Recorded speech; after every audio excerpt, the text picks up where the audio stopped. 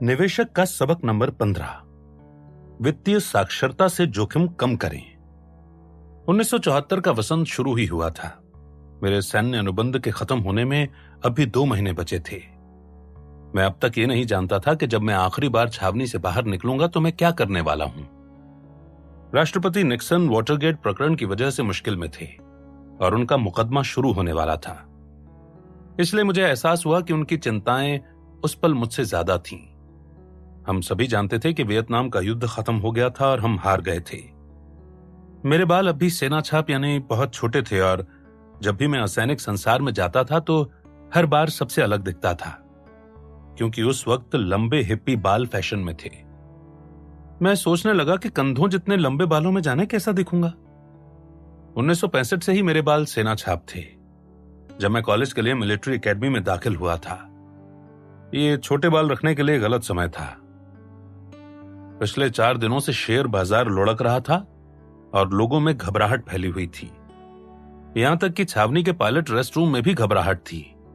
जो पायलट बाजार में दांव लगाते थे वे परेशान और तनावग्रस्त थे। एक ने तो अपने सारे शेयर बेच दिए थे और पैसा निकालकर दूर खड़ा हो गया था।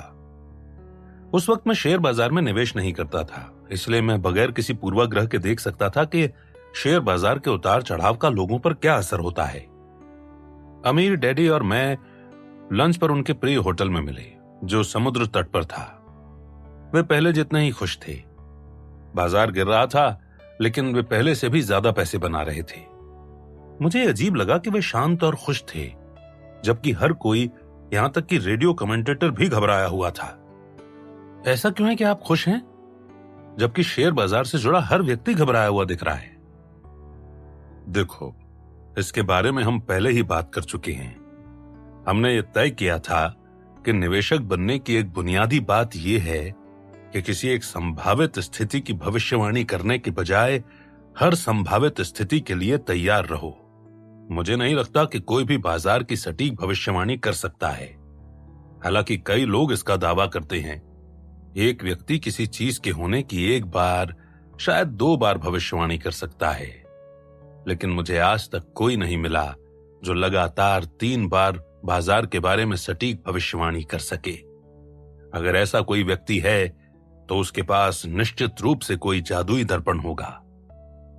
मैं जानता था कि हम इसके बारे में बातें कर चुके हैं, लेकिन फिर भी मुझे अमीर डैडी से एक सवाल पूछने की जरूरत महसूस हो रही थी। तो मैंने पूछा, लेकिन क्या निवेश खतरनाक नहीं है? क्या यह जानना खतरनाक नहीं है कि क्या होगा? नहीं, अमीर डैडी ने कहा। मैं जिन अधिकतर लोगों से बात करता हूं वे निवेश को खतरनाक मानते हैं, इसलिए वे अपना पैसा मनी मार्केट फंड या एफडी में रखते हैं, और उन्हें यह करना भी चाहिए, अमीर डैडी ने कहा।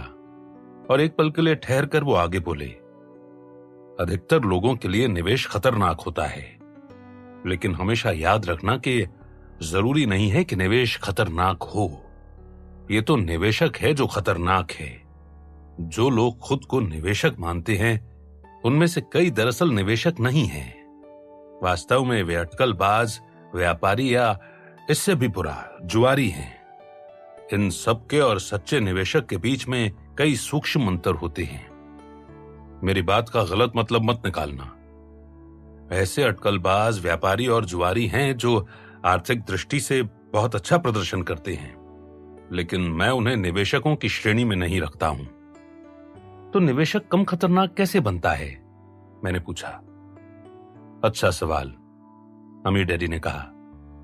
या शायद इससे बेहतर सवाल यह हो सकता है कि मैं ऐसा निवेशक कैसे बनूं जो बहुत कम जोखिम के साथ बहुत सारा पैसा कमाए, और फिर अपने कमाए पैसे को अपने पास कैसे बनाए रखूं? हां, निश्चित रूप से यह सटीक सवाल है, मैंने जवाब दिया। मेरा जवाब वही है, बस चीजों को सरल रखो और बुनियादी बातों को समझो। सुरक्षा और आरामदेह होने की निवेश योजनाएं बनाकर शुरू करो। इन योजनाओं को अक्सर कोई दूसरा संभालता है जिसे तुम योग्य समझते हो।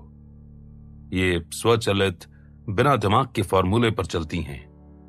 फिर तुम्हें वो निवेशक बनने की कीमत चुकानी होगी जो कम जोखिम लेकर ज्यादा पैसे बनाना चाहता है। और वो कीमत क्या है? समय समय तुम्हारी सबसे महत्वपूर्ण संपत्ति है। अगर तुम अपने समय का निवेश नहीं करना चाहते तो अपनी निवेश पूंजी उन लोगों के हवाले कर दो जो तुम्हारी चुनी हुई निवेश योजना पर चल रहे हैं। अमीर बनने के सपने तो बहुत से लोग देखते हैं, लेकिन अधिकतर अपने समय का निवेश करने की कीमत नहीं चुकाना चाहते। मैं देख सकता था कि अमीर डैडी अब भी हमारे सबकों की मानसिक तैयारी वाली अवस्था में थे, लेकिन अब मैं आगे बढ़ने को तैयार था। मैं उनके निवेश फॉर्मूले पर चलकर निवेश करना सचमुच सीखना चाहता था। बहरहाल वे अब भी इस बात का इम्तिहान ले रहे थे कि क्या मैं अपने समय का निवेश करूंगा, और मुझे जो सीखने की जरूरत है क्या मैं उससे सीखने के लिए संकल्पवान हूं। मैंने अपनी आवाज ऊंची कर ली ताकि आसपास की टेबल पर बैठे लोग मेरी बात सुन सकें। मैं बोला, मैं सीखना चाहता हूं, मैं अपने समय का निवेश करना चाहता हूं। मैं अध्ययन करूंगा और मैं आपको निराश नहीं करूंगा। आप मुझे सिखाकर अपना समय बर्बाद नहीं कर रहे हैं। बस मुझे इतना बता दें कि बहुत कम जोखिम के साथ सफल निवेशक बनने की बुनियादी बातें क्या हैं। अच्छी बात है, अमीर डैडी ने कहा। मैं थोड़ी आग देखने का इंतजार कर रहा था। आज सुबह जब तुम बाजार गिरने को लेकर चिंतित थे तो मुझे उलझन होने लगी थी। अगर तुम शेयर बाजार के उतार चढ़ाव को अपनी जिंदगी की बागडोर थमा दोगे तो तुम्हें निवेशक नहीं बनना चाहिए। निवेशक के रूप में तुम्हारे पास जो सर्वोच्च नियंत्रण है वो है स्वयं पर नियंत्रण। अगर तुम खुद को नियंत्रित नहीं कर सकते तो बाजार के उतार चढ़ाव तुम्हें नियंत्रित कर लेंगे और किसी भी उतार चढ़ाव में तुम हार जाओगे। लोग अच्छे निवेशक नहीं होते हैं। इसका सबसे बड़ा कारण यही है कि उनका खुद पर और अपनी भावनाओं पर नियंत्रण नहीं होता। सुरक्षा और आरामदेह जीवन की उनकी इच्छा, उनके दिल, उनकी आत्मा, उनके दिमाग, संसार के प्रति उनके दृष्टिकोण और उनके कार्यों को नियंत्रित करने लगती है। जैसा मैंने कहा था, सच्चे निवेशक को इस बात की परवाह नहीं होती कि बाजार किस दिशा में जाता है। सच्चा निवेशक किसी भी दिशा में पैसे बना लेगा। इसीलिए खुद पर नियंत्रण सबसे पहला और सबसे महत्वपूर्ण नियंत्रण है। समझ गए? मैं समझ गया, मैंने कहा जब मैं अपनी कुर्सी पर थोड़ा खिसका। मैं थोड़ा सहमा हुआ और चिंतित आया था, मगर मैं अमीर डैडी के साथ बरसों से अध्ययन कर रहा था और उनकी गहनता मुझे बता रही थी कि निवेश पर अब सबक शुरू होने वाले हैं। अमीर डैडी ने पूरी तेजी से आगे कहा, तो अगर तुम बहुत कम जोखिम में और भारी लाभ के लिए निवेश करना चाहते हो तो तुम्हें बस कीमत चुकानी होगी, और इस कीमत में अध्ययन शामिल है, बहुत सारा अध्ययन। तुम्हें कारोबार की बुनियादी बातों के अध्ययन की जरूरत है। इसीलिए अमीर निवेशक बनने के लिए तुम्हें या तो एक अच्छा कंपनी स्वामी बनना होता है या फिर वो जानना होता है जो किसी कंपनी का स्वामी जानता है। शेयर बाजार में निवेशक सफल बी में निवेश करना चाहते हैं। अगर तुम में किसी बी की योग्यताएं हैं तो तुम बी के रूप में अपना खुद का व्यवसाय बना सकते हो, या फिर आई के रूप में संभावित निवेशों के लिए दूसरी बी कंपनियों का विश्लेषण कर सकते हो। समस्या यह है कि अधिकतर लोगों को स्कूल में ई या एस बनने का ही प्रशिक्षण मिलता है। उनमें वे योग्यताएं नहीं होती जो बी बनने के लिए आवश्यक होती हैं। इसीलिए बहुत कम लोग अमीर निवेशक बन पाते हैं, और इसलिए इतने सारे लोग ये कहते या सोचते हैं कि निवेश खतरनाक है, मैंने कहा। बिल्कुल, अमीर डैडी ने कहा जब उन्होंने अपने पीले पैड की ओर हाथ बढ़ाया। आधारभूत निवेश ये होता है। ये उस बुनियादी फॉर्मूले का सरल रेखा चित्र है जिस पर मैं चलता हूं और कई अत्यधिक अमीर निवेशक भी चलते हैं। निवेश के संसार में संपत्ति की 3 बुनियादी श्रेणियां होती हैं जिनमें तुम निवेश कर सकते हो। हम पहले ही सामान्य आमदनी, निष्क्रिय आमदनी और पोर्टफोलियो आमदनी पर बात कर चुके हैं। सचमुच अमीर और औसत अमीर के बीच का बड़ा फर्क उस चतुष्फलक का है जो मैंने यहां पर खींचा है। आपका मतलब है कंपनी बनाना एक निवेश है? अगर तुम अमीर निवेशक बनना चाहते हो तो यह संभवतः सबसे अच्छा निवेश है। अमूमन 80% और बहुत अमीर लोग व्यवसाय खड़ा करके ही अमीर बने हैं। अधिकतर लोग उन लोगों के लिए काम करते हैं जो व्यवसाय खड़ा करते हैं, या कंपनी में निवेश करते हैं, फिर वे इस बात पर हैरान होते हैं कि जिस व्यक्ति ने व्यवसाय खड़े किए वो इतना अमीर क्यों है। कारण यह है कि व्यवसाय खड़ा करने वाला व्यक्ति हमेशा पैसे देकर संपत्ति खरीदता है। मैंने पूछा, आपका मतलब है कि व्यवसाय खड़ा करने वाला व्यक्ति या व्यवसाय का मालिक संपत्ति को पैसे से ज्यादा मूल्यवान मानता है? यह तस्वीर का हिस्सा है, क्योंकि निवेशक दरअसल उस सिक्योरिटी या प्रतिभूति के लिए समय, विशेषज्ञता या धन का लेन देन करता है जिसके बारे में उसे संपत्ति बनने की उम्मीद होती है या इरादा होता है। तो जिस तरह तुम किराए के मकान जैसी अचल संपत्ति या शेयर खरीदने के लिए पैसे देते हो, उसी तरह व्यवसाय का मालिक व्यवसाय की संपत्ति बनाने के लिए लोगों को पैसे देगा। गरीब और मध्यम वर्गीय लोगों के संघर्ष करने का मुख्य कारण यह है कि वे पैसे को सच्ची संपत्तियों से ज्यादा मूल्यवान मानते हैं। तो गरीब और मध्यम वर्गीय लोग पैसे को मूल्यवान मानते हैं, जबकि अमीर लोग इसे सचमुच मूल्यवान नहीं मानते हैं। क्या आप यही कह रहे हैं? आंशिक रूप से, अमीर डैडी ने कहा। हमेशा ग्रेशम का नियम याद रखो। ग्रेशम का नियम? मैंने जवाब दिया, मैंने कभी ग्रेशम के नियम के बारे में नहीं सुना। ये क्या है? ग्रेशम का नियम एक आर्थिक नियम है जो कहता है कि बुरा पैसा हमेशा अच्छे पैसे को चलन से बाहर कर देता है। अच्छा पैसा, बुरा पैसा? मैंने अपना सिर हिलाते हुए पूछा।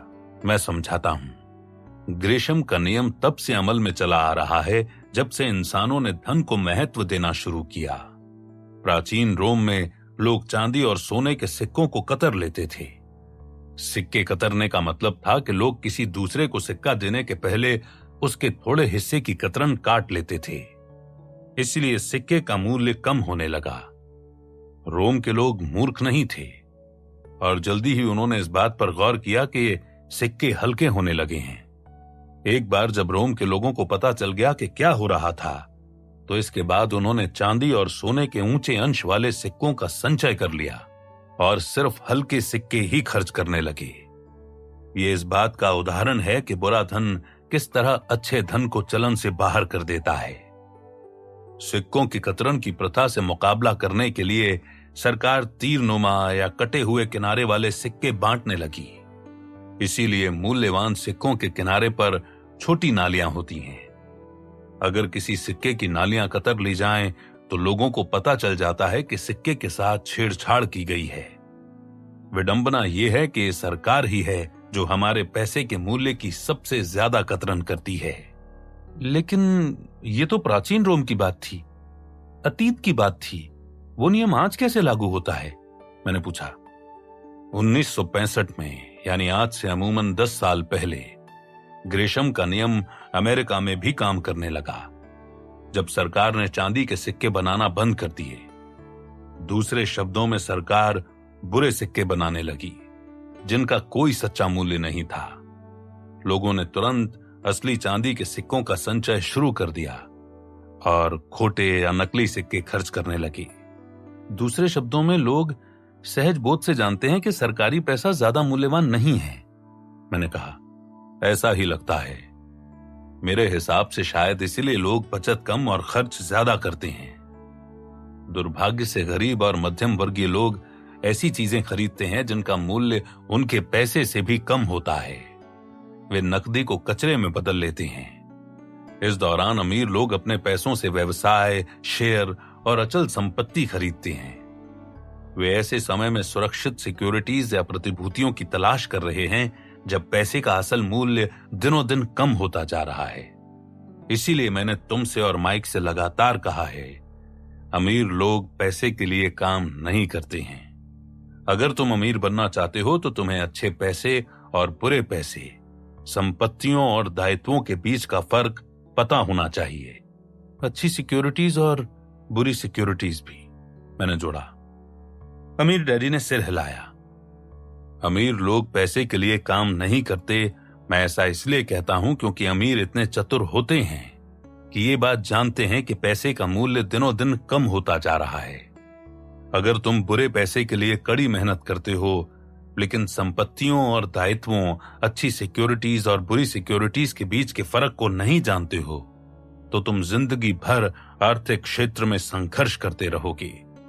ये सचमुच शर्मनाक बात है कि जो लोग सबसे कड़ी मेहनत करते हैं और जिन्हें सबसे कम भुगतान मिलता है, वही धन के मूल्य के इस लगातार क्षय से सबसे ज्यादा कष्ट उठाते हैं।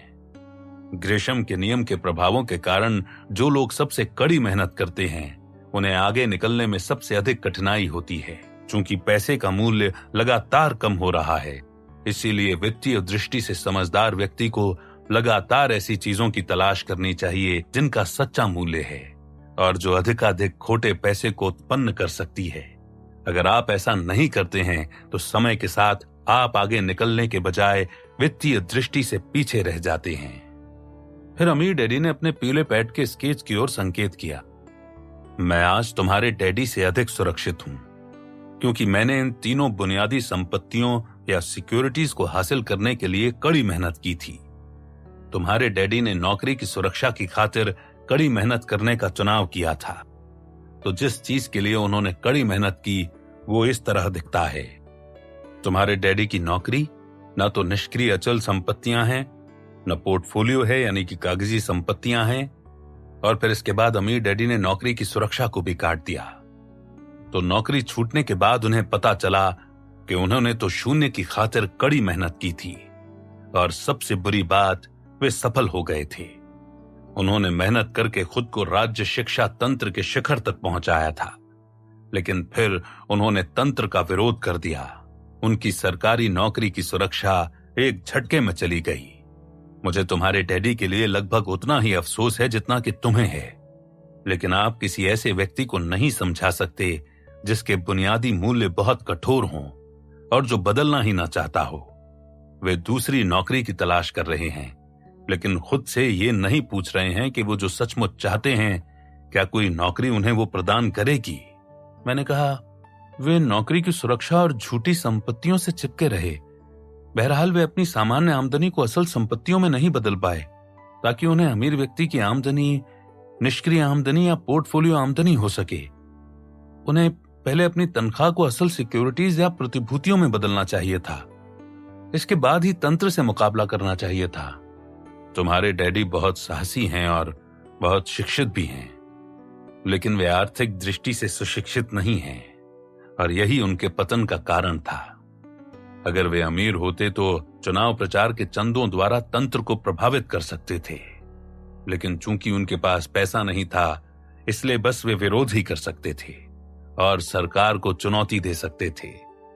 विरोध प्रभावी तो हो सकता है, लेकिन सरकार में कोई परिवर्तन करने के लिए बहुत सारे लोगों के भारी विरोध की जरूरत होती है।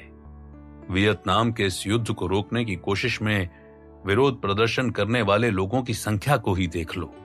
विडंबना यह है कि वे इस बात का विरोध कर रहे थे कि अमीर लोग चुनावी चंदे द्वारा सरकार को प्रभावित करने की कितनी शक्ति रखते हैं।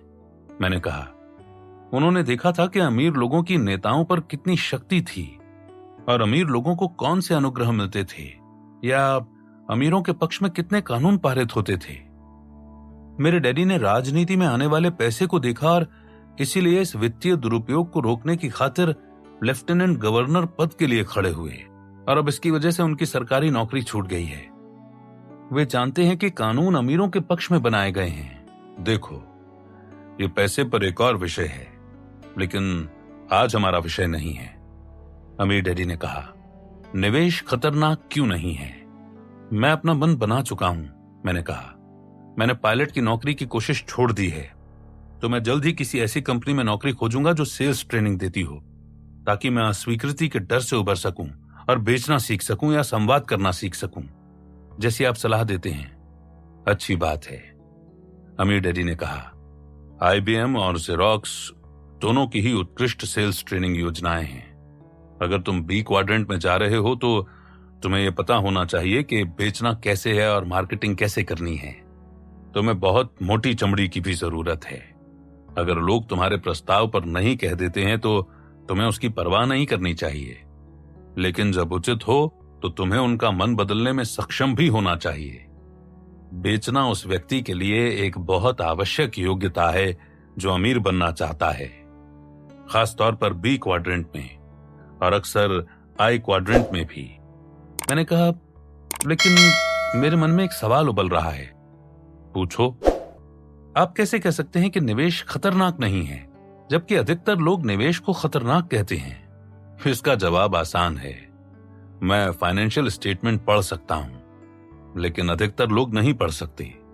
क्या तुम्हें याद है, बरसों पहले मैंने तुमसे कहा था कि तुम्हारे डैडी शब्द साक्षर तो हैं, लेकिन वित्तीय दृष्टि से साक्षर नहीं है। मैंने सिर हिलाते हुए कहा, मुझे याद है, आप अक्सर ये बात कहते थे। वित्तीय साक्षरता निवेशक के लिए एक बहुत महत्वपूर्ण बुनियादी बात है, खासतौर पर अगर तुम एक सुरक्षित निवेशक, एक अंदरूनी निवेशक और एक अमीर निवेशक बनना चाहते हो। जो भी वित्तीय दृष्टि से साक्षर नहीं है, वो किसी निवेश के अंतर को नहीं देख सकता। जिस तरह कोई डॉक्टर इंसान के शरीर के अंदर देखने के लिए एक्सरे का इस्तेमाल करता है, उसी तरह एक फाइनेंशियल स्टेटमेंट आपको किसी निवेश के भीतर जाकर सच्चाई, तथ्य, कल्पना, अवसर और जोखिम देखने की अनुमति देता है। किसी व्यवसाय या व्यक्ति का फाइनेंशियल स्टेटमेंट पढ़ना उसकी जीवनी या आत्मकथा पढ़ने जैसा होता है। मैंने हैरानी में पूछा, तो कई लोगों के निवेश को खतरनाक कहने का एक कारण यह है कि उन्हें कभी फाइनेंशियल स्टेटमेंट पढ़ना नहीं सिखाया गया, और इसलिए आपने माइक और मुझे फाइनेंशियल स्टेटमेंट पढ़ना तब सिखाया था जब हम सिर्फ 9 साल के थे। देखो, अगर तुम्हें याद हो तो तुमने बस 9 बरस की उम्र में मुझे बताया था कि तुम अमीर बनना चाहते हो। तुम्हारी ये इच्छा सुनने के बाद मैंने शुरुआत में तुम्हें बुनियादी बातें बताई थी। कभी पैसे के लिए काम मत करो, नौकरी नहीं, अवसर खोजना सीखो, फाइनेंशियल स्टेटमेंट पढ़ना सीखो। अधिकतर लोग अवसर की नहीं बल्कि नौकरी की तलाश में स्कूल कॉलेज से निकलते हैं। उन्हें निष्क्रिय या पोर्टफोलियो आमदनी की बजाय सामान्य आमदनी के लिए कड़ी मेहनत करना सिखाया गया है, और अधिकतर को तो यह भी नहीं सिखाया गया कि चेक बुक कैसे मिलाई जाती है। फाइनेंशियल स्टेटमेंट पढ़ने और लिखने की बात तो रहने ही दें। कोई हैरानी नहीं है कि वे निवेश को खतरनाक कहते हैं। अमीर डैडी ने एक बार फिर पीला पैड निकाला और उस पर एक रेखा चित्र बनाया। हर व्यवसाय का एक फाइनेंशियल स्टेटमेंट होता है।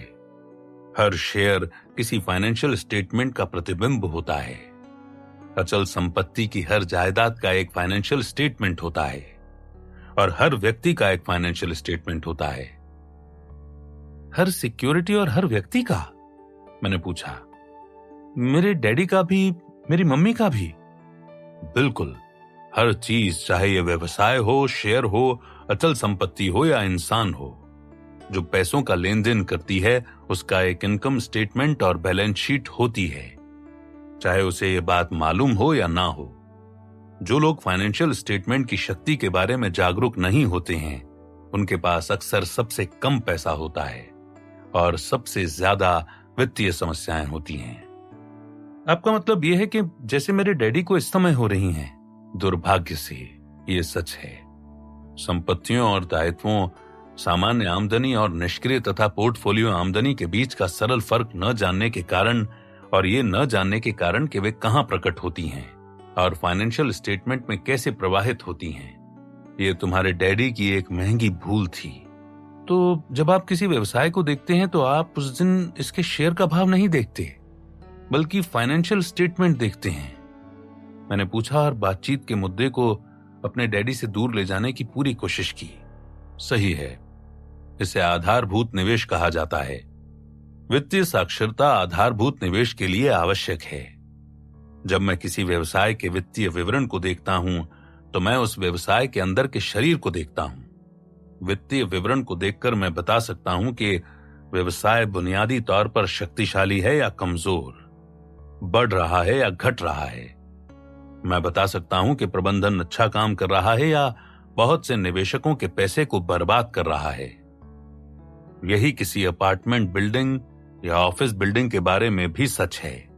मैंने कहा, यानी वित्तीय विवरण पढ़कर आप समझ सकते हैं कि निवेश खतरनाक है या सुरक्षित? हां, अमीर डैडी ने कहा। किसी व्यक्ति, व्यवसाय या अचल संपत्ति की जायदाद के वित्तीय विवरण मुझे उससे ज्यादा बताते हैं, लेकिन किसी फाइनेंशियल स्टेटमेंट पर सरसरी निगाह डालने से 3 और महत्वपूर्ण चीजें होती हैं। वे क्या हैं? पहली बात, वित्तीय साक्षरता मुझे एक जांच सूची प्रदान करती है कि क्या महत्वपूर्ण है। मैं हर बिंदु को देखकर तय कर सकता हूं कि क्या सही नहीं किया जा रहा है या मैं कारोबार को सुधारने और चीजों को दुरुस्त करने के लिए क्या कर सकता हूं। अधिकतर निवेशक भाव देखते हैं और फिर शेयर का पी अनुपात देखते हैं। किसी शेयर का पी बाहरी व्यक्ति का कारोबारी सूचक होता है। अंदरूनी व्यक्ति को अन्य सूचकों की भी जरूरत होती है और यही मैं तुम्हें सिखाऊंगा।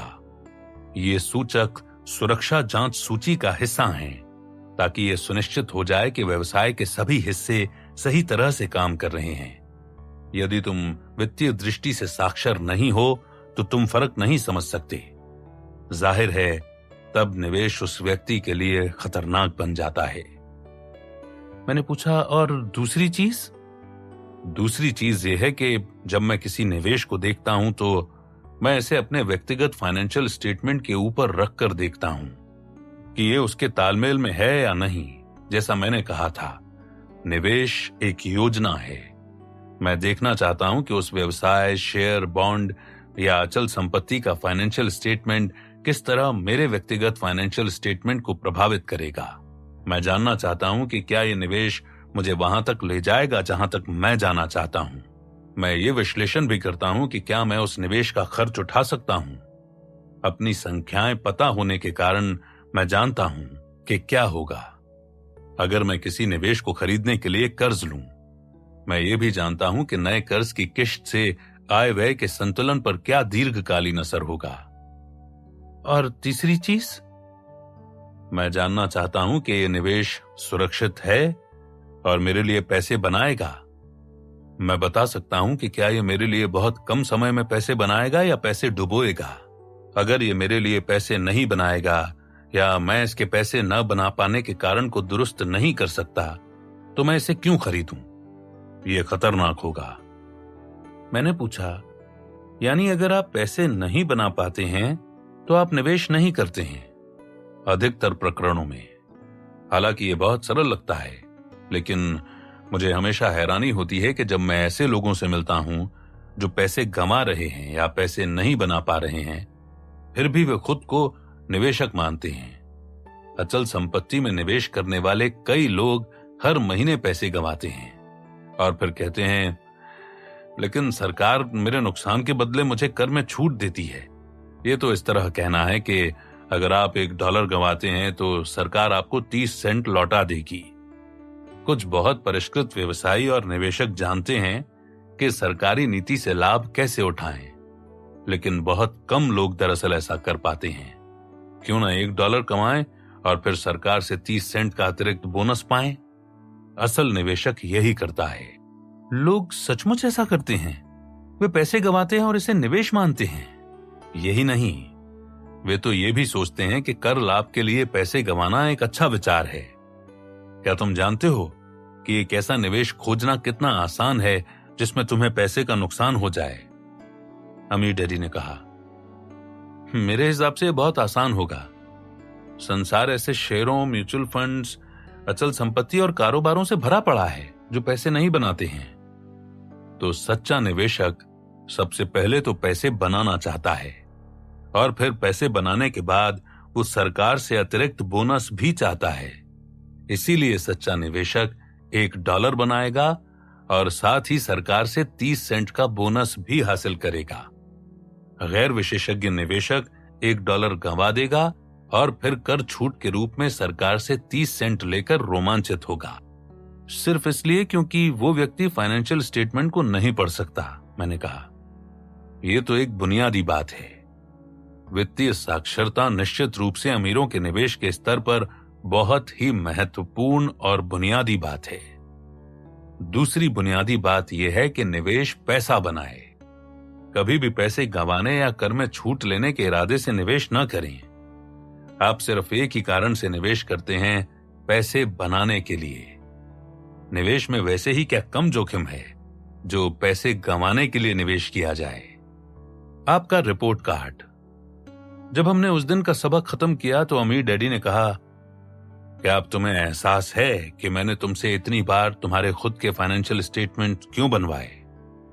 मैंने सिर हिलाते हुए कहा, साथ ही कंपनियों और अचल संपत्ति निवेशों के फाइनेंशियल स्टेटमेंटों का विश्लेषण भी कराया।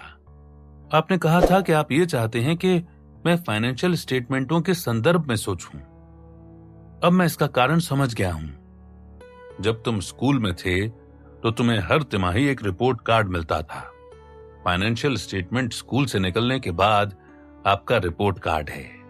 समस्या यह है कि चूंकि अधिकतर लोगों को फाइनेंशियल स्टेटमेंटों को पढ़ने का प्रशिक्षण नहीं मिला है या उन्हें व्यक्तिगत फाइनेंशियल स्टेटमेंट बनाने का प्रशिक्षण नहीं दिया गया है, इसीलिए उन्हें पता ही नहीं चल पाता है कि स्कूल छोड़ने के बाद उनकी स्थिति कैसी है। कई लोगों के व्यक्तिगत फाइनेंशियल स्टेटमेंटों को फेल होने वाले अंक मिलेंगे, लेकिन वे सोचते हैं कि वे अच्छा प्रदर्शन कर रहे हैं क्योंकि उनके पास अच्छी तनख्वाह वाली नौकरी और एक अच्छा मकान है।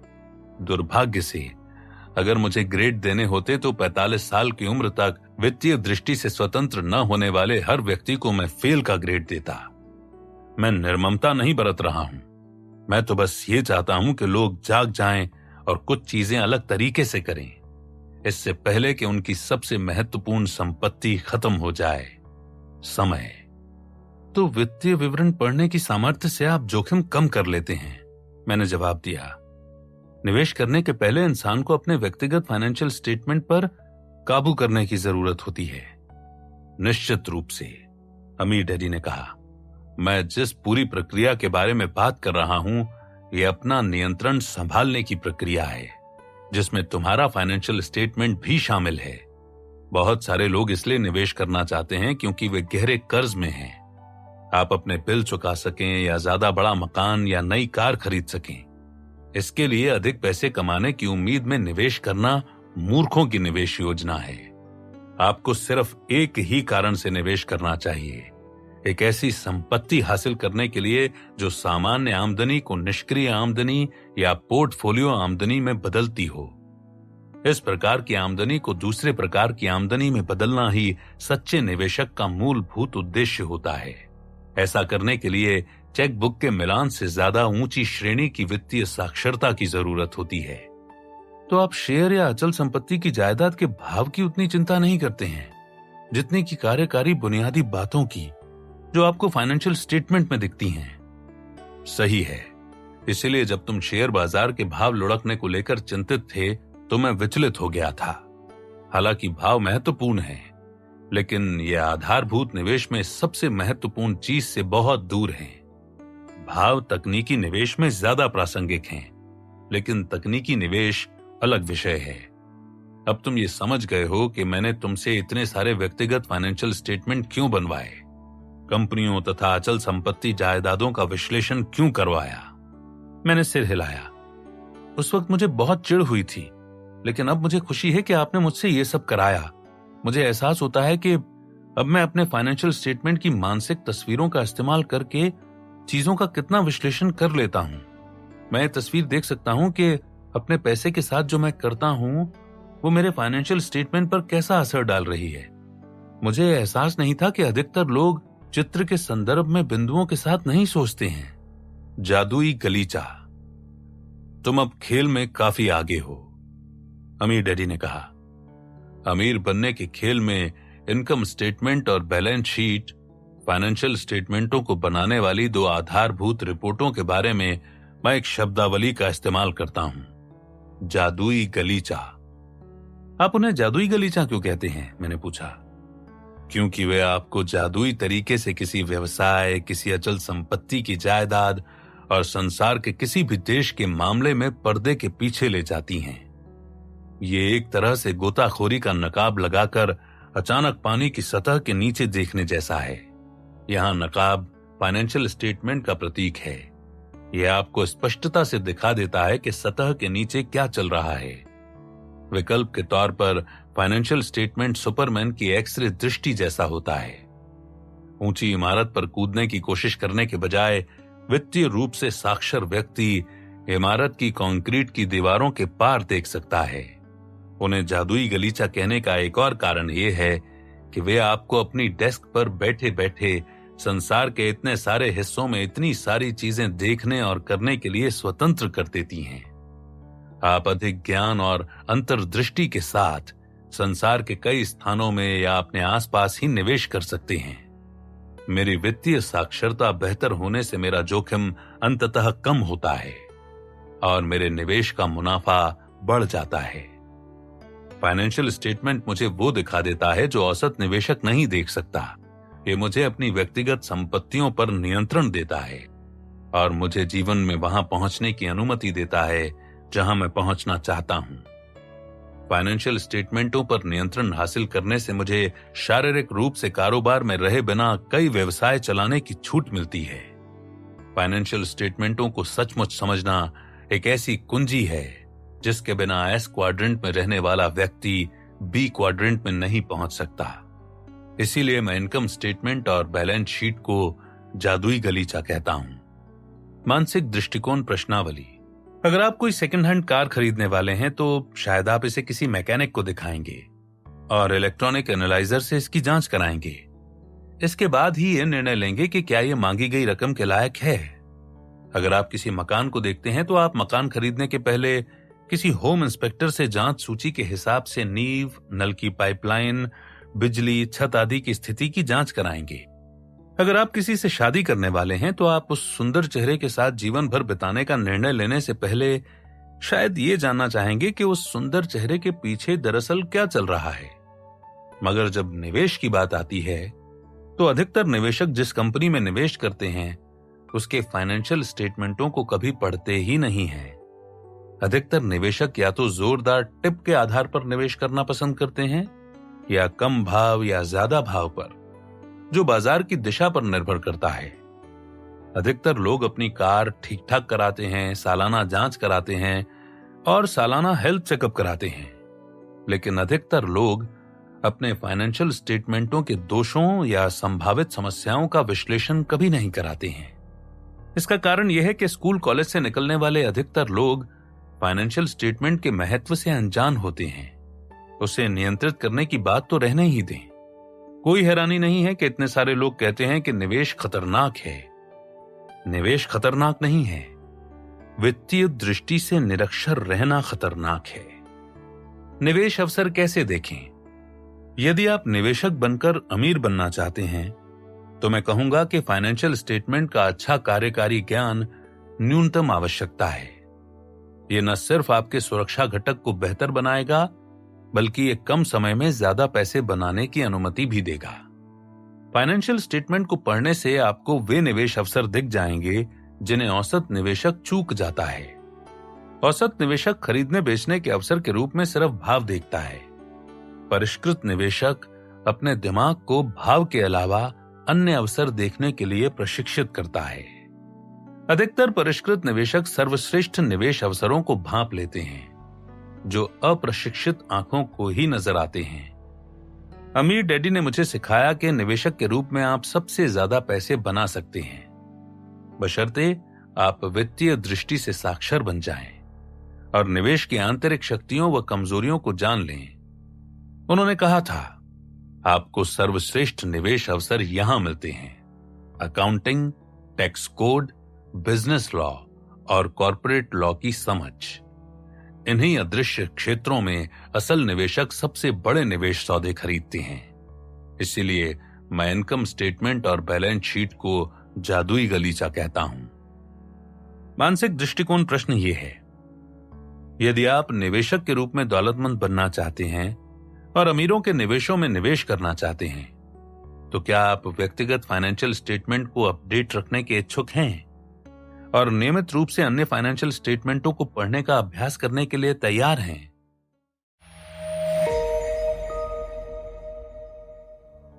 निवेशक का सबक नंबर 16, वित्तीय साक्षरता सरल रूप में। तुम्हारे डैडी आर्थिक मुश्किल में इसलिए हैं क्योंकि वे शब्द साक्षर तो हैं लेकिन वित्तीय दृष्टि से साक्षर नहीं हैं। अमीर डैडी अक्सर मुझसे कहते थे, अगर वे बस समय निकालकर आंकड़ों और पैसे की शब्दावली को पढ़ने का तरीका सीख लें तो उनका जीवन नाटकीय रूप से बदल जाएगा। वित्तीय साक्षरता रिच डैड पुअर डैड में अमीर डैडी के 6 सबकों में से एक थी। अमीर डैडी के हिसाब से वित्तीय साक्षरता हर उस व्यक्ति के लिए अनिवार्य थी जो किसी कारोबार का मालिक था। यह पेशेवर निवेशक बनने के बारे में गंभीर था। मैं सरल और आसानी से समझ आने वाले तरीके से वित्तीय साक्षरता की त्वरित समीक्षा करूंगा, जिस तरह अमीर डैडी ने मुझे समझाया था। बुनियादी बातें। परिष्कृत निवेशक में कई अलग अलग वित्तीय दस्तावेजों को पढ़ने की काबिलियत होनी चाहिए। इनकम स्टेटमेंट और बैलेंस शीट सभी दस्तावेजों के केंद्र में है। मैं अकाउंटेंट नहीं हूं, लेकिन मैं अकाउंटिंग की कई कक्षाओं में गया हूं। अधिकतर कक्षाओं में मुझे ये बात अजीब लगी कि प्रशिक्षक इन दोनों दस्तावेजों, इनकम स्टेटमेंट और बैलेंस शीट में से किसी एक पर ही ध्यान केंद्रित करते थे और उनके आपसी संबंध पर कोई ध्यान नहीं देते थे।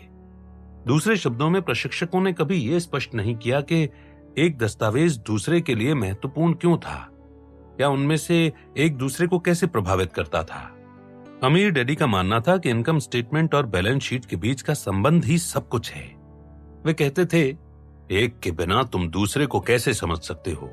आय कॉलम या व्यय कॉलम के बिना तुम ये कैसे बता सकते हो कि कौन सी चीज सचमुच संपत्ति है या दायित्व है? उन्होंने आगे कहा था, कोई चीज संपत्ति वाले कॉलम में लिखी गई है सिर्फ इस वजह से वो संपत्ति नहीं बन जाती है। मैं इसे उनका सबसे महत्वपूर्ण कथन मानता हूं। उन्होंने कहा था, अधिकतर लोग आर्थिक कष्ट झेलते हैं। उसका कारण यह है कि वे दायित्व खरीदते हैं और उन्हें संपत्ति वाले कॉलम में लिख लेते हैं। इसीलिए सारे लोग अपने मकान को एक संपत्ति कहते हैं, जबकि दरअसल ये एक दायित्व है। अगर आप ग्रेशम के नियम को समझते हैं तो आप देख सकते हैं कि इतनी छोटी दिखने वाली भूल भी वित्तीय स्वतंत्रता के बजाय जीवन भर का वित्तीय संघर्ष उत्पन्न कर सकती है। वे ये भी कहते थे, अगर तुम पीढ़ियों तक अमीर बनना चाहते हो तो तुम और तुम्हारे परिजनों को संपत्ति व दायित्व का फर्क मालूम होना चाहिए। तुम्हें किसी मूल्यवान और किसी मूल्यहीन चीज के बीच के फर्क को जानना चाहिए। रिच डैड पुअर डैड के प्रकाशित होने के बाद कई लोगों ने पूछा, क्या वे ये कह रहे हैं कि किसी व्यक्ति को मकान नहीं खरीदना चाहिए? इस सवाल का जवाब है नहीं। वे मकान खरीदने को मना नहीं कर रहे हैं। अमीर डैडी तो वित्तीय दृष्टि से साक्षर बनने के महत्व पर जोर दे रहे थे। वे कह रहे थे, किसी दायित्व को संपत्ति मत कहो, भले ही ये आपका मकान हो। अगला सबसे ज्यादा पूछे जाने वाला सवाल यह था, अगर मैं अपने मकान का सारा कर्ज उतार देता हूं तो क्या यह संपत्ति बन जाएगा? अधिकतर प्रकरणों में जवाब है नहीं। आपके मकान पर कोई कर्ज नहीं है सिर्फ इसलिए यह संपत्ति नहीं बन जाता। इस जवाब का कारण एक बार फिर से कैश फ्लो शब्दावली में पाया जाता है। अधिकतर व्यक्तिगत मकानों के मामले में भले ही उन पर कोई कर्ज ना हो, लेकिन फिर भी खर्च और प्रॉपर्टी टैक्स तो रहते ही हैं। वास्तव में आप दरअसल कभी भी अचल संपत्ति के मालिक नहीं होते हैं। अचल संपत्ति की स्वामी हमेशा सरकार ही होती है। रियल एस्टेट में रियल नामक स्पेनिश शब्द का अर्थ है शाही। रियल का अर्थ यहाँ भौतिक या मूर्त नहीं है।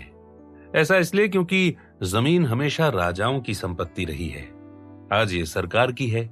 अगर आपको इस बारे में कोई शक हो तो अपने प्रॉपर्टी टैक्स चुकाना बंद कर दें और आपको पता चल जाएगा कि आपके मकान का असली मालिक कौन है, चाहे उस पर हाउस लोन हो या ना हो।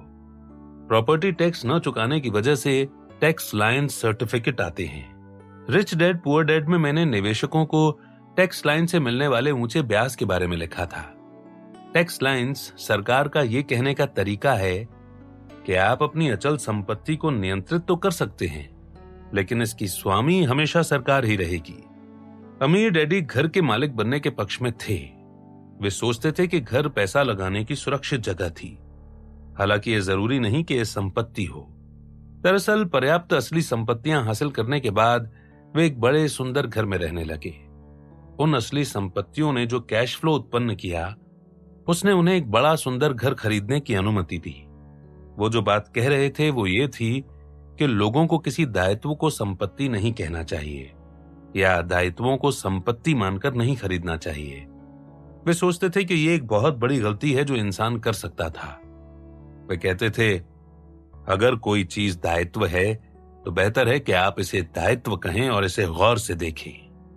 जादुई शब्द है कैश फ्लो।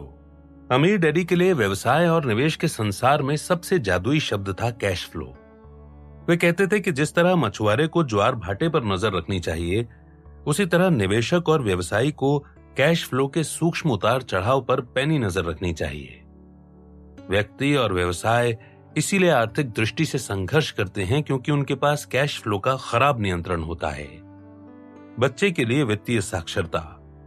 अमीर डैडी के पास औपचारिक शिक्षा ज्यादा नहीं थी, लेकिन उनमें जटिल विषयों को इतना सरल बनाने की कला थी कि 9 साल का बच्चा भी उन्हें समझ जाए। मैं ये बात दावे से इसलिए कह सकता हूं क्योंकि जब उन्होंने मुझे ये सारी बातें समझाना शुरू की तब मेरी उम्र 9 साल ही थी। मुझे स्वीकार करना होगा कि अमीर डैडी ने मेरे लिए जो सरल लकीरें खींची थीं, मैं उन सरल लाइन रेखा चित्रों से ज्यादा आगे प्रगति नहीं कर पाया हूं। मैं अब भी चीजों को सरल रखना पसंद करता हूं। अमीर डैडी के सरल स्पष्टीकरणों ने मुझे पैसे की बेहतर समझ प्रदान की, इसके प्रवाह को समझने में मदद की और वित्तीय दृष्टि से सुरक्षित जीवन की ओर मेरा मार्गदर्शन किया।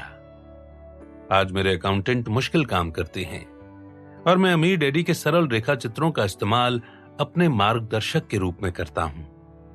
अगर आप उन रेखा चित्रों को समझ सके तो आपके पास भारी दौलत हासिल करने का ज्यादा अच्छा अवसर है। तकनीकी अकाउंटिंग का काम अकाउंटेंटों के सुपुर्द कर दें, जिन्हें इस महत्वपूर्ण काम को करने का प्रशिक्षण मिलता है।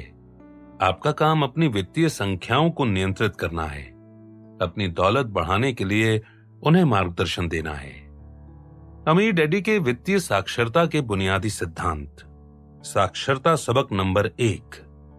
कैश फ्लो की दिशा ही यह तय करती है कि कोई चीज उस पल संपत्ति है या दायित्व।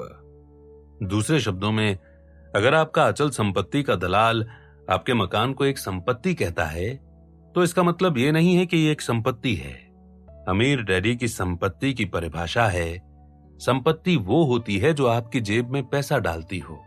दायित्व की अमीर डैडी की परिभाषा है, दायित्व वो होता है जो आपकी जेब से पैसा निकालता हो।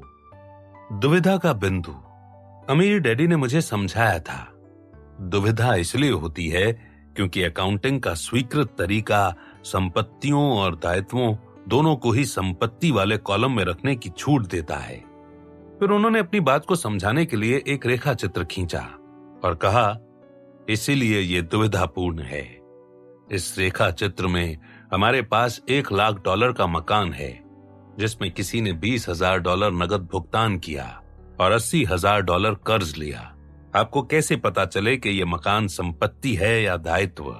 क्या यह मकान सिर्फ इसलिए संपत्ति है क्योंकि ये संपत्ति वाले कॉलम में लिखा है? जाहिर है जवाब है नहीं। असल जवाब यह है कि यह संपत्ति है या दायित्व, ये पता लगाने के लिए आपको इनकम स्टेटमेंट देखने की जरूरत है। फिर अमीर डैडी एक और रेखा चित्र खींचकर कहते थे, ये एक ऐसा मकान है जो एक दायित्व है।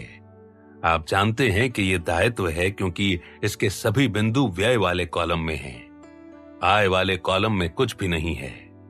दायित्व को संपत्ति में बदलना। फिर अमीर डैडी रेखा चित्र में एक पंक्ति जोड़ते थे जो किराए से प्राप्त आमदनी और किराए से प्राप्त शुद्ध आमदनी की थी। मुख्य शब्द शुद्ध था। फाइनेंशियल स्टेटमेंट में इस लाइन के डलते ही यह मकान दायित्व से संपत्ति में बदल गया। जब मैं इस अवधारणा को समझ लेता था तो अमीर डैडी उसमें संख्याएं भी जोड़ देते थे ताकि मैं उसे और अच्छी तरह से समझ जाऊं। आओ मान लेते हैं कि उस मकान पर होने वाले सभी खर्च कुल मिलाकर $1,000 होते हैं। इसमें हाउस लोन की किस्त, अचल संपत्ति कर, बीमा, पानी बिजली के बिल और रख रखाव शामिल हैं। और अब तुम्हारे पास एक किराएदार है जो तुम्हें $1,200 प्रति माह किराया दे रहा है। तो अब तुम्हें हर महीने $200 की किराए से प्राप्त शुद्ध आमदनी हो रही है। इस वजह से ये मकान संपत्ति बन जाता है क्योंकि ये अब तुम्हारी जेब में पैसे डाल रहा है, जिसकी पुष्टि $200 की मासिक आमदनी से होती है। यदि तुम्हारे खर्चे वही रहें लेकिन तुम्हें किराए में हर महीने सिर्फ $800 ही मिले, तो तुम्हें हर महीने $200 का नुकसान हो रहा है। हालांकि तुम्हें हर महीने किराए से $800 की आमदनी हो रही है, लेकिन फिर भी वो मकान दायित्व कहलाएगा। यानी किराए की आमदनी के बाद भी मकान संपत्ति के बजाय दायित्व हो सकता है। मैं लोगों को ये कहते सुनता हूं, लेकिन मैंने इसके लिए जितना भुगतान किया था, अगर मैं इसे उससे ज्यादा में बेच सकूं तो ये एक संपत्ति बन जाता है। हाँ, ये अंततः सच हो सकता है, लेकिन सिर्फ तभी जब वो घटना भविष्य में हो। लोकप्रिय मान्यता के विपरीत अचल संपत्ति की कीमत कई बार नीचे भी गिरती है। इसीलिए मुर्गे निकलने से पहले ही उन्हें मत गिनो, इस कहावत में वित्तीय समझदारी भरी हुई है। सरकार ने नियम बदल दिए। 1986 टैक्स रिफॉर्म एक्ट के बाद अचल संपत्ति के बाजार में अरबों डॉलर का नुकसान हुआ। बहुत सारे अटकलबाजों का पैसा डूब गया, क्योंकि वे महंगी अचल संपत्ति खरीदने और पैसा गंवाने के इच्छुक थे। वे इस मान्यता पर चलते थे कि जमीन की कीमतें हमेशा ऊपर जाती हैं और सरकार अचल संपत्ति के निष्क्रिय नुकसान के बदले हमेशा कर में छूट देगी। दूसरे शब्दों में सरकार किराए की आमदनी और ज्यादा खर्च के अंतर का अनुदान देगी। जैसे कि कहावत है, किसी ने नियम बदल दिए।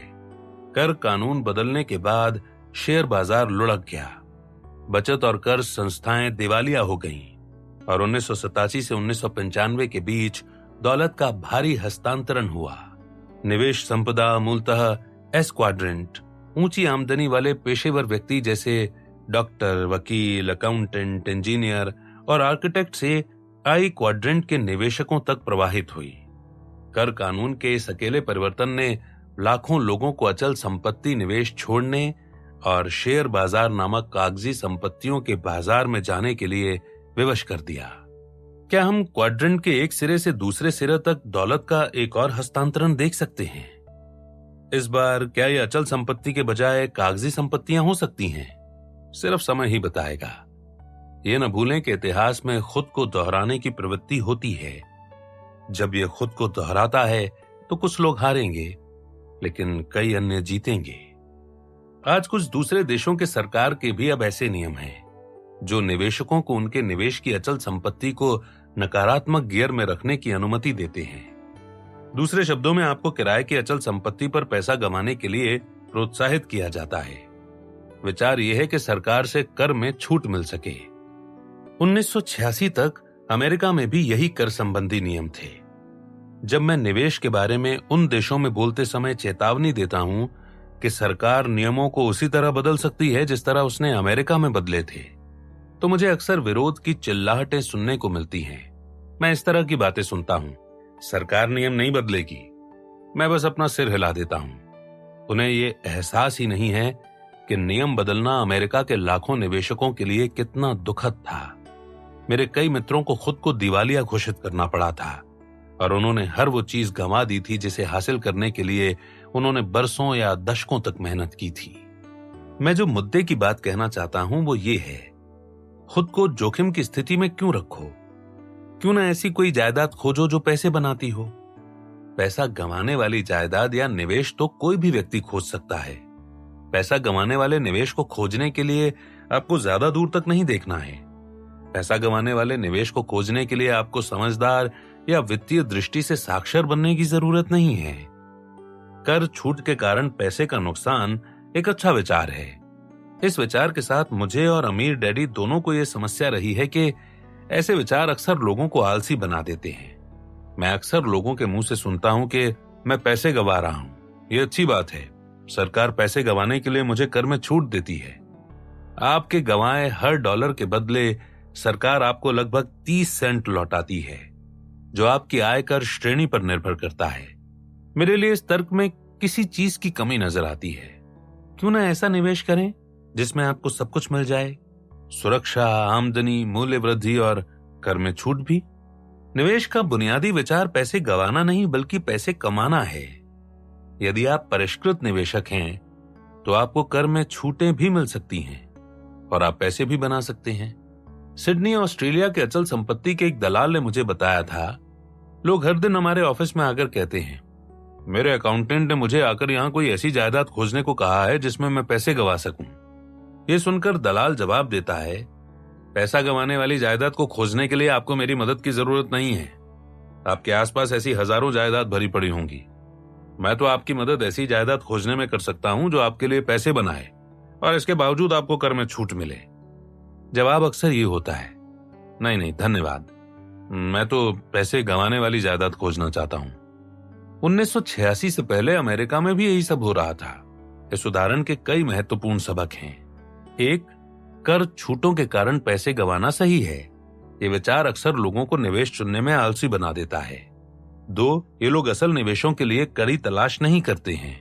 वे किसी निवेश का विश्लेषण करते समय वित्तीय विवरणों को गौर से नहीं देखते हैं।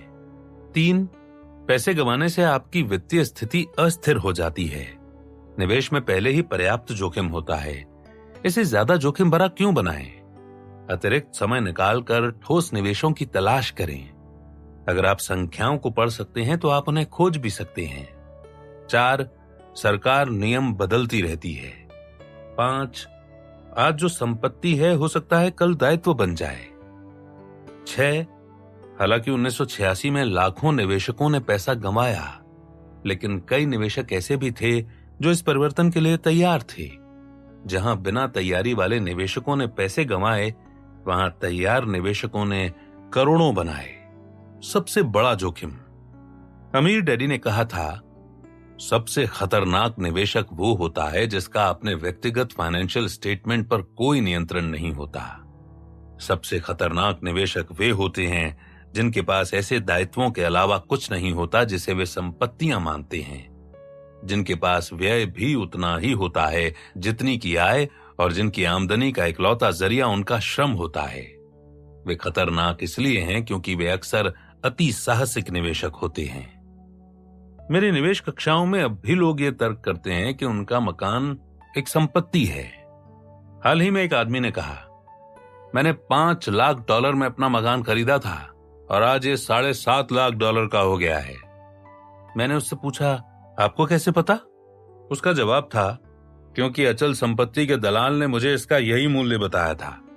इस पर मैंने पूछा, क्या आपका दलाल ये गारंटी देगा कि ये भाव 20 साल बाद भी रहेगा?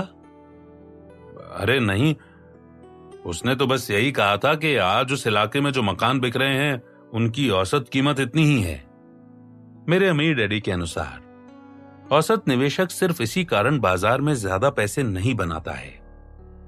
अमीर डैडी ने कहा था, औसत निवेशक में मुर्गे निकलने से पहले ही उन्हें गिनने की मानसिकता होती है। वे ऐसे सामान खरीदते हैं जिनमें उन्हें हर महीने पैसे खर्च करने पड़ते हैं, लेकिन फिर भी राय के आधार पर वे उन्हें संपत्ति कहते हैं।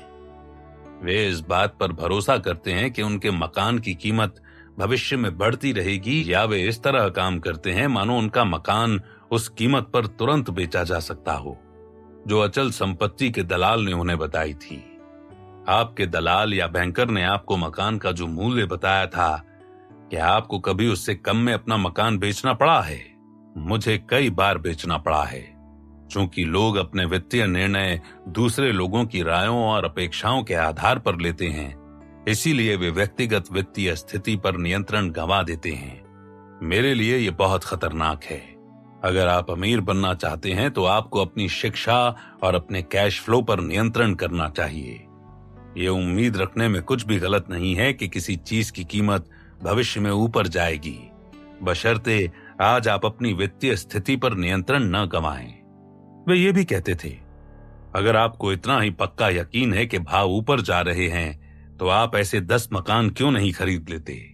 ये मानसिकता उन लोगों की भी होती है जो कहते हैं, मेरा रिटायरमेंट अकाउंट आज $10 लाख का है, मेरे रिटायर होने तक इसका मूल्य $30 लाख हो जाएगा। एक बार फिर मैं पूछता हूं, आपको ये कैसे पता? मैंने अपने अमीर डैडी से यह भी सीखा था कि औसत निवेशक अक्सर मुर्गे निकलने के पहले ही उन्हें गिनने लगता है, या वे एक ही घटना पर हर चीज दांव पर लगा देते हैं, जिसका मतलब है कि वे भविष्य में किसी समय अपने जहाज के आने का सचमुच इंतजार करते हैं। ये सच है कि कई अंडों से मुर्गे निकलते हैं और अधिकतर जहाज अंततः लौटकर आते हैं, लेकिन पेशेवर निवेशक ये जोखिम नहीं लेता है। परिष्कृत निवेशक ये जानता है कि वित्तीय रूप से शिक्षित बनने से आपको आज अधिक नियंत्रण मिलता है, और अगर आप अध्ययन करते रहते हैं तो कल भी अधिक वित्तीय नियंत्रण मिलता है। परिष्कृत निवेशक जानता है कि कई बार अंडे फूट जाते हैं या पैरों तले कुचल जाते हैं, और लोग जिस जहाज का इंतजार कर रहे होते हैं कई बार वो टाइटैनिक होता है। मैं कई निवेशकों से मिला हूं जो निवेश के संसार में नए होते हैं। वे 20 से कम वर्षों से निवेश कर रहे हैं। अधिकतर को बाजार लुढ़कने का कोई अनुभव नहीं है, या उनके पास जो अचल संपत्ति है उसका मूल्य उनके द्वारा चुकाए मूल्य से कम है। ये नए निवेशक मेरे पास आते हैं और औद्योगिक औसत बताते हैं, जैसे शेयर बाजार 1974 से औसतन 8% वार्षिक दर से बढ़ रहा है, या अचल संपत्ति पिछले 20 साल से हर साल औसतन 4% बढ़ रही है। जब अमीर डैडी ने कहा, औसत हमेशा औसत निवेशकों के लिए होते हैं, पेशेवर निवेशक नियंत्रण चाहता है, और वो नियंत्रण आपकी वित्तीय शिक्षा, आपकी जानकारी के स्रोतों और आपके खुद के कैश फ्लो से शुरू होता है। इसलिए अमीर डैडी औसत निवेशक को ये सलाह देते हैं, औसत मत बने रहो। उनके हिसाब से औसत निवेशक होना ही खतरनाक निवेशक बनना है। लोगों का अपनी वित्तीय स्थिति पर नियंत्रण क्यों नहीं होता? लोग स्कूल से निकलते हैं, लेकिन तब तक वे चेक बुक का मिलान करना नहीं जानते। फाइनेंशियल स्टेटमेंट तैयार करने की बात तो छोड़ ही दें, वे कभी नहीं सीख पाते हैं कि अपनी आर्थिक स्थिति को नियंत्रित कैसे करें। आप लोगों के फाइनेंशियल स्टेटमेंट देखकर बता सकते हैं कि लोगों का खुद पर नियंत्रण है या नहीं। लोगों के पास ऊंची तनख्वाह वाली नौकरियां, बड़े मकान और अच्छी कारें हैं। इसका मतलब ये नहीं है कि वे आर्थिक दृष्टि से नियंत्रण में हैं। अगर लोग जानते कि फाइनेंशियल स्टेटमेंट कैसे काम करता है, तो वे वित्तीय दृष्टि से अधिक साक्षर होते और अपने पैसे के अधिक नियंत्रण में होते। फाइनेंशियल स्टेटमेंटों को समझकर लोग बेहतर तरीके से देख सकते थे कि उनकी नकदी कैसे प्रवाहित हो रही है। मिसाल के तौर पर चेक लिखने वाला कैश फ्लो पैटर्न बताता है कि जब लोग चेक काटते हैं तो वे संपत्ति को खाली कर रहे हैं। इसी तरह से क्रेडिट कार्ड का कैश फ्लो पैटर्न भी यही बताता है कि जब लोग अपने क्रेडिट कार्ड का इस्तेमाल करते हैं तो वे अपने दायित्वों को बढ़ा रहे हैं। दूसरे शब्दों में, क्रेडिट कार्ड कर्ज में गहरे और अधिक गहरे जाने को बहुत ज्यादा आसान बना देता है। अधिकतर लोग इसे अपने साथ होते नहीं देख पाते, क्योंकि उन्हें व्यक्तिगत फाइनेंशियल स्टेटमेंट भरने और उसका विश्लेषण करने का प्रशिक्षण नहीं दिया गया है। आज कई लोगों के फाइनेंशियल स्टेटमेंट कुछ इस प्रकार के होते हैं। आय वाले कॉलम में तनख्वाह और व्यय वाले कॉलम में टैक्स, हाउस लोन की किश्त, अचल संपत्ति कर, कार की किश्त, स्कूल लोन का भुगतान, क्रेडिट कार्ड का भुगतान, खाद्य, कपड़ा, अन्य व्यय। संपत्तियों वाले कॉलम में कुछ भी नहीं और दायित्व वाले कॉलम में हाउस लोन, स्कूल लोन का भुगतान, कार लोन का भुगतान, क्रेडिट कार्ड का कर्ज इत्यादि। जब तक इस आदमी के भीतर कोई चीज नहीं बदलती है, तब तक इस बात की संभावना है कि वो जिंदगी भर वित्तीय गुलामी में रहेगा। मैं वित्तीय गुलामी क्यों कहता हूं? क्योंकि ये व्यक्ति जो भी भुगतान करता है वो किसी अमीर व्यक्ति के संपत्ति वाले कॉलम में चला जाता है और उसे अमीर बनाता है। कई लोग मुझसे पूछते हैं कि वित्तीय स्वतंत्रता का मेरा पहला कदम क्या है? मैं जवाब देता हूं, अपने पैसे और फाइनेंशियल स्टेटमेंट का नियंत्रण संभालो। मेरी पत्नी किम और मैंने how we got out of bad date program बनाया था, जहां हम प्रक्रिया बताते हैं कि हम बुरे कर्ज से कैसे बाहर निकलें, और आप भी ऐसा ही कैसे कर सकते हैं। बहरहाल, इससे भी महत्वपूर्ण बात, आप ये सीखेंगे कि आप अपने पैसे का प्रबंधन उसी तरह कैसे करें जिस तरह के अमीर लोग करते हैं। यह महत्वपूर्ण है क्योंकि अधिकतर लोग सोचते हैं कि ज्यादा पैसे आने से उनकी पैसे संबंधी समस्याएं खत्म हो जाएंगी। अधिकतर मामलों में ऐसा नहीं होता है। आपके पास जो भी पैसा है उसका अमीर व्यक्ति जैसा प्रबंधन करने से ही आप धन संबंधी अल्पकालीन समस्याएं सुलझा सकते हैं। ऐसा करने से आपको वित्तीय स्वतंत्रता प्राप्त करने के भी अवसर मिल जाते हैं। आप किसे अमीर बना रहे हैं? साक्षरता का सबक नंबर 2। पूरी तस्वीर समझने के लिए कम से कम 2 फाइनेंशियल स्टेटमेंटों को देखने की जरूरत होती है। अमीर डैडी ने कहा था, परिष्कृत निवेशक यदि पूरी तस्वीर देखना चाहते हैं तो उन्हें कम से कम 2 फाइनेंशियल स्टेटमेंटों को एक साथ देखना चाहिए। एक सबक के दौरान अमीर डैडी ने एक रेखा चित्र खींचा और उस रेखा चित्र का सबक यह था, हमेशा याद रखो कि तुम्हारा व्यय किसी दूसरे की आय है। जो लोग अपने कैश फ्लो के नियंत्रण में नहीं होते, वे उन लोगों को अमीर बनाते हैं जो अपने कैश फ्लो के नियंत्रण में होते हैं। निवेशक क्या करता है? फिर उन्होंने इस रेखा चित्र को समझाते हुए कहा कि मैं तुम्हें मकान मालिक और बैंक के उदाहरण से दिखाता हूं कि एक निवेशक क्या देखता है। मैं वहां बैठकर पल भर तक रेखा चित्र की ओर देखता रहा और फिर बोला, हाउस लोन 2 फाइनेंशियल स्टेटमेंटों में नजर आता है। अंतर यह है कि वही हाउस लोन 2 अलग अलग कॉलम में दिखता है, संपत्ति वाले कॉलम में और दायित्व वाले कॉलम में। अमीर डैडी ने सिर हिलाया। अब तुम एक सच्चा फाइनेंशियल स्टेटमेंट देख रहे हो, इसलिए आप कहते हैं कि पूरी तस्वीर देखने के लिए कम से कम 2 अलग अलग फाइनेंशियल स्टेटमेंट को देखने की जरूरत होती है। मैंने कहा, आपका हर व्यय किसी दूसरे की आय है और आपका हर दायित्व किसी दूसरे की संपत्ति है। अमीर डैडी ने सिर हिलाकर कहा, इसीलिए स्कूल कॉलेज छोड़ने वाले जिन लोगों के पास फाइनेंशियल स्टेटमेंटों के संदर्भ में सोचने का प्रशिक्षण नहीं है, वे अक्सर उन लोगों के शिकार हो जाते हैं जिनके पास ये प्रशिक्षण है। इसीलिए हर बार जब लोग अपने क्रेडिट कार्ड का उपयोग करते हैं तो वे दरअसल अपने ही दायित्व वाले कॉलम में वृद्धि करते हैं और साथ ही बैंक के संपत्ति वाले कॉलम को बढ़ाते हैं। मैं अब फाइनेंशियल स्टेटमेंटों के महत्व को ज्यादा अच्छी तरह समझने लगा था, और यह भी कि अधिक सटीक तस्वीर देखने के लिए कम से कम 2 स्टेटमेंटों की जरूरत क्यों होती है। मैंने कहा, और जब बैंकर आपसे कहता है कि आपका मकान आपकी एक संपत्ति है, तो वो आपसे झूठ नहीं बोल रहा, वो तो बस ये बता रहा है कि ये किसकी संपत्ति है। आपका हाउस लोन बैंक की संपत्ति है, लेकिन ये आपका दायित्व है। अमीर डैडी ने सिर हिलाया और कहा, अब इस तस्वीर में कैश फ्लो को भी शामिल कर लो। अब हमें यह दिखने लगा है कि कोई संपत्ति दरअसल कैसे काम करती है। इस उदाहरण में हाउस लोन आपकी जेब से पैसा बाहर निकालता है और इसे बैंक की जेब में डाल देता है। इसीलिए हाउस लोन आपके लिए दायित्व है और बैंक के लिए संपत्ति। मैं बस इतना कहना चाहता हूं कि ये वही कानूनी दस्तावेज है।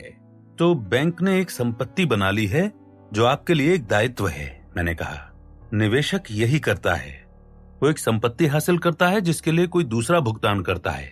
इसीलिए निवेशक अपार्टमेंट हाउसेस के मालिक होते हैं। हर महीने निवेशकों के इनकम स्टेटमेंटों में किराए से कैश फ्लो आता है।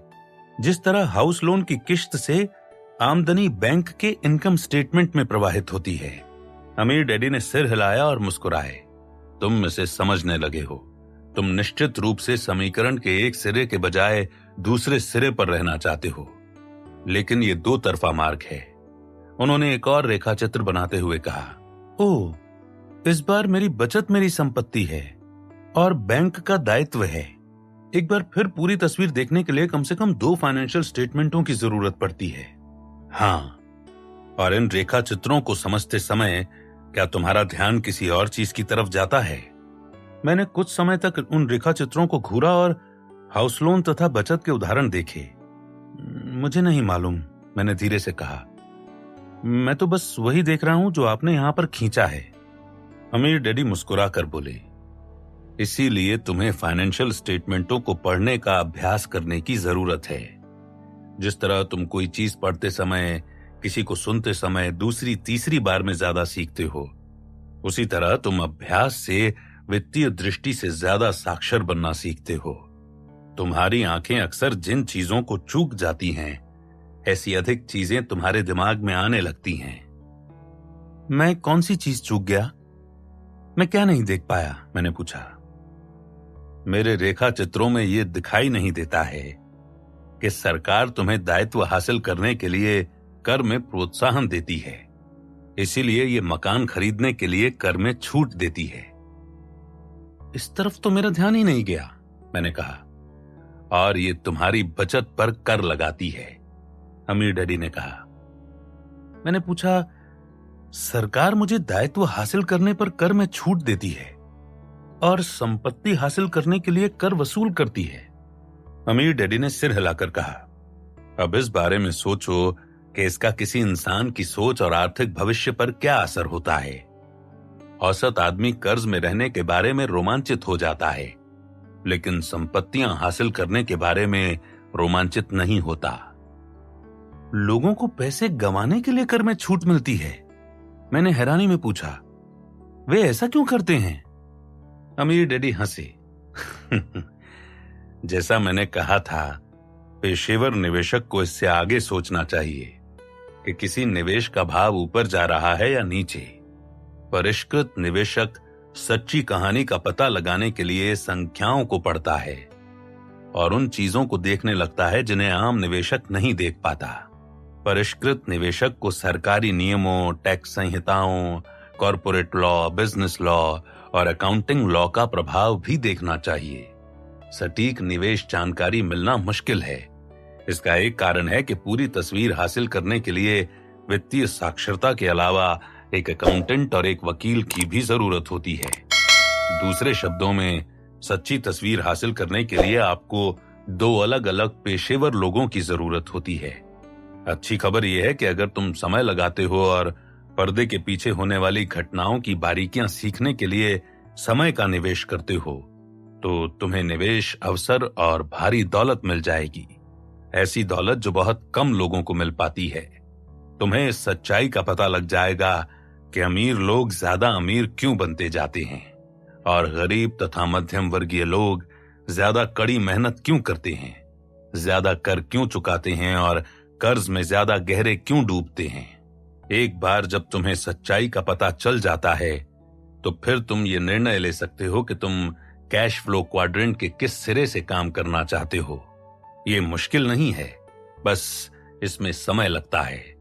ऐसे समय का निवेश वो लोग नहीं करना चाहते जो बस निवेश की जोरदार टिप चाहते हैं। मुझे ये सोचने की जरूरत नहीं पड़ी कि मैं क्वाड्रेंट के किस सिरे से काम करना चाहता हूं।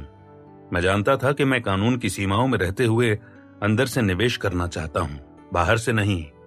मैं जानना चाहता था कि सच्चाई क्या है, चाहे मैं अमीर बन पाऊं या नहीं।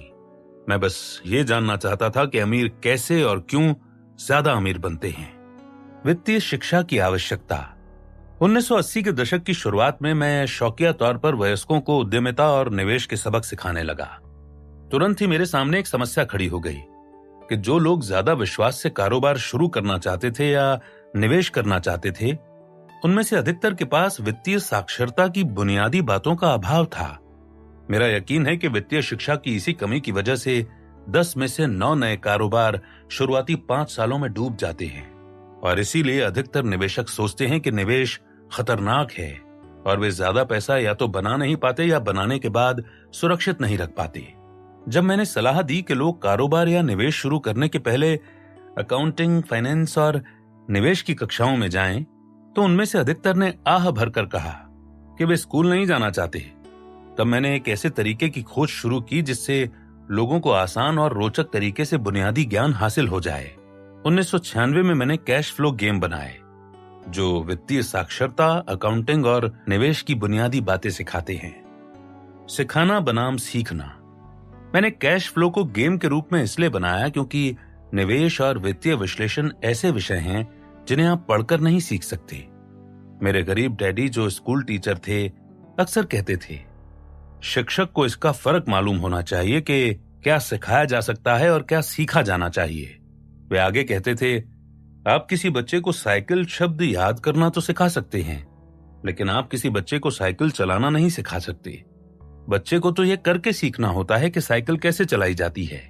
मैंने हजारों लोगों को देखा है जो कैश फ्लो गेम खेलकर निवेशक बनना सीख रहे हैं। वे उन चीजों को करके बुनियादी बातें सीखते हैं जिन्हें मैं कभी लेखन या भाषण के द्वारा नहीं सिखा सकता था। खेल कुछ ही घंटों में वे बातें सिखा सकते हैं जिन्हें सिखाने में मेरे अमीर डैडी को 30 साल का समय लग गया। इसीलिए इस पुस्तक का शीर्षक है rich dad's guide to investing. उन्होंने यही किया था। उन्होंने मुझे मार्गदर्शन दिया क्योंकि यही सबसे अच्छा तरीका था जिससे मैं सामग्री को सीख सकता था। निवेश और अकाउंटिंग ऐसे विषय थे जो वे मुझे सिखा नहीं सकते थे। मुझमें तो सीखने की इच्छा होनी चाहिए थी। यही आपके बारे में भी सच है। अपने परिणामों को बेहतर बनाना। आप जितने ज्यादा फाइनेंशियल स्टेटमेंट, एनुअल रिपोर्ट और प्रोस्पेक्ट्स पढ़ते हैं, आपकी वित्तीय बुद्धि या वित्तीय दृष्टि उतनी ही ज्यादा बढ़ती है। समय के साथ आप ऐसी चीजें देखने लगेंगे जो औसत निवेशक कभी नहीं देख पाता है। हम सभी जानते हैं कि दोहराव से ही हम सीखते हैं और सीखी हुई बातों को याद रखते हैं। बरसों तक अमीर डैडी ने मुझसे फाइनेंशियल स्टेटमेंटों की समीक्षा कराई। आज मैं अपने आप फाइनेंशियल स्टेटमेंटों के संदर्भ में सोचता हूं। जब हम साइकिल चलाना सीखते हैं तो हम साइकिल चलाने के लिए अपने अवचेतन मन को प्रशिक्षित कर देते हैं। एक बार जब ये हो जाता है तो हमें ये सोचना या याद नहीं रखना होता कि साइकिल कैसे चलानी है। जब हम कार चलाना सीख जाते हैं तब भी हम अपने अवचेतन मन को प्रशिक्षित कर लेते हैं। इसीलिए जब हम अपने अवचेतन मन को कार चलाने के लिए प्रशिक्षित कर लेते हैं तो हम कार चलाते समय किसी दूसरे से बात कर सकते हैं, हैमबर्गर खा सकते हैं ऑफिस की समस्याओं के बारे में सोच सकते हैं या रेडियो सुन सकते हैं, और साथ ही गा भी सकते हैं। कार चलाने का काम स्वचालित होता है। फाइनेंशियल स्टेटमेंट पढ़ने के मामले में भी ऐसा ही हो सकता है। अच्छा निवेश खोजने में जो सबसे लंबा समय लगता है वो है संख्याओं का विश्लेषण। फाइनेंशियल स्टेटमेंट पढ़ना सीखना एक उबाऊ प्रक्रिया है, खासतौर पर जब आप इसे सीखना शुरू करते हैं। अच्छी खबर यह है कि जब आप अभ्यास करते हैं तो ये ज्यादा आसान और तीव्र हो जाती है।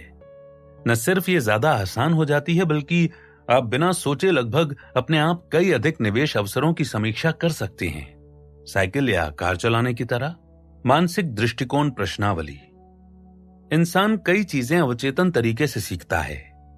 अगर आप अधिक सफल निवेशक बनने के बारे में गंभीर हैं, एक ऐसा निवेशक जो कम से कम जोखिम में ज्यादा पैसे बनाता है, तो मेरी सलाह यह है कि आप अपने मस्तिष्क को फाइनेंशियल स्टेटमेंटों का विश्लेषण करने का प्रशिक्षण दें।